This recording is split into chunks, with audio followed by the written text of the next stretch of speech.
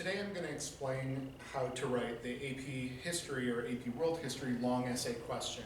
When you take the test, you start by getting three choices. Period 1, which is beginning of man to 600 CE, period 3 and 4, 600 to 1750, or period 5 and 6, 1750 to the present. We're going to be writing this kind of essay over the weekend. It'll be due on Monday for my class.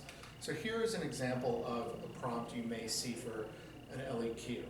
Core and foundational civilizations developed in a variety of geographical and environmental settings where agriculture flourished. Develop an argument that evaluates the locations of the first advanced civilizations. So you can see you've got the key concept and then the actual prompt listed there. So what we're going to talk about is trying to figure out what exactly you would write for this. The first thing you want to do is decide which historical thinking skill you want to employ. So the reason you do this is it helps you decide what it is you're going to write, as well as providing a platform for you to demonstrate historical thinking skills and historical knowledge and write, frankly, like a historian. So here are your main choices. You could do a comparison. For this particular prompt, that would be before and after the creation of civilizations. Change in continuity over time is going to be what changed when people settled and then what stayed the same. And finally, you've got causation, which is what led to settlements, and then what were its effects. If I'm writing this essay, I choose causation. The reason is because with the beginning of a time period or the beginning of an event, a cause-effect analysis is a little bit easier than doing change in continuity over time, and certainly a lot easier than doing a comparison. So, how do you go about writing it? The first thing I would do is begin with background information. The phrase setting the stage for the rest of your argument really does work for this. And by writing at the beginning your background information, you're establishing your context or contextualization, which is one of the rubric points for the rest of your essay. To do this, you describe what's going on in the time period before the topic of the essay, and that's what's going on maybe at the beginning of the topic of the essay. This should take about 2 to 3 sentences to write. For my example, I wrote a contextualization. The first people were hunter-gatherers who lived in existence based on what was available in the environment in which they lived. They often followed herds to provide them with the best possible opportunity to hunt. As they learned how plants grow and how to farm, these nomads settled in an area where they could be the most successful.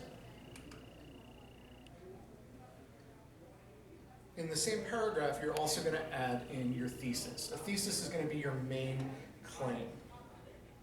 You want it to be 1 or 2 sentences, and it's going to be the main point of your essay, so you're going to follow it throughout the entire essay.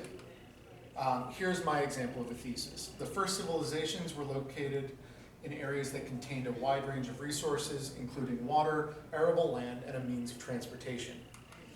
Why is this a thesis? Well, first of all, it has a claim. People settled where there are resources.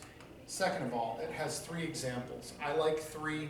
You don't need to do 3, but this is just how I like to write. So my examples are water, land, and transportation.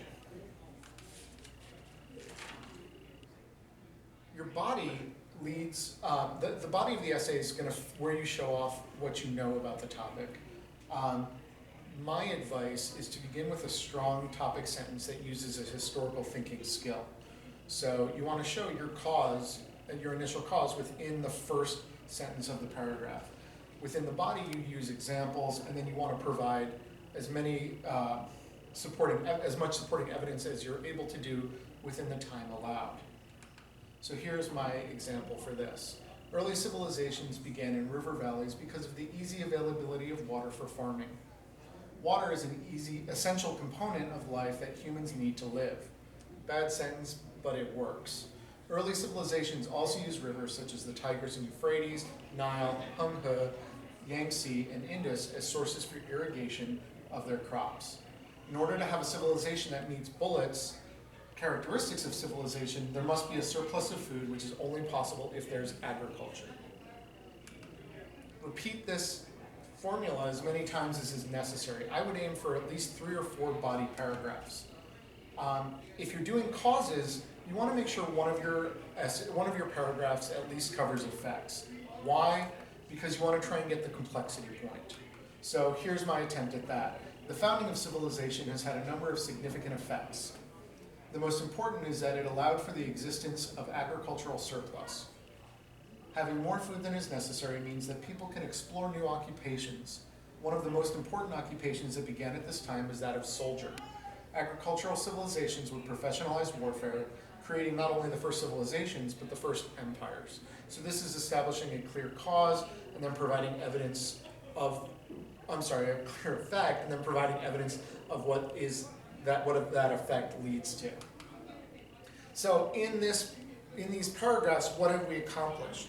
Well, what I've shown you is a model for earning as many points as possible. You've got your historical reasoning, your evidence, using evidence in support of an argument, and if you do this enough times, you're going to earn your complexity point. Finally, you want to end with a closing paragraph.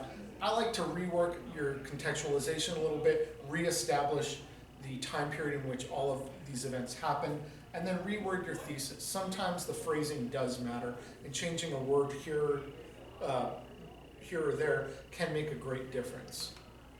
Some common mistakes people make are not discussing the topic at all, staying off task, simply giving a history or just listing characteristics of a topic, and not using a historical thinking skill, which is just writing a narrative essay. Making connections that are not relevant to the prompt or just aren't relevant at all. So for example, for this prompt, a student may try and write early civilizations began near water, which led to automobiles. While we could make that connection over a number of millennia, in this context it's just not appropriate. Make sure you want to have more than just similarities, you want to also have differences. And then finally, you have to have your facts correct. You can't just make stuff up. A few more pieces of advice. First, take a few minutes to plan your essay at the beginning. Just list out a couple bullet points of what you want to say. This time is going to help you to direct your essay and will lead you to better results. 2, be aware of the time. Spend a couple dollars on a cheap watch with which you can keep track of what you're doing. Try and create connections and try and think about your essay as a discussion. The good essays are ones that build upon each other, or where the essay and the arguments build upon each other, and it's not just a bunch of facts laid out independently. So that's basically what you need to do to write an LEQ for the AP World History exam.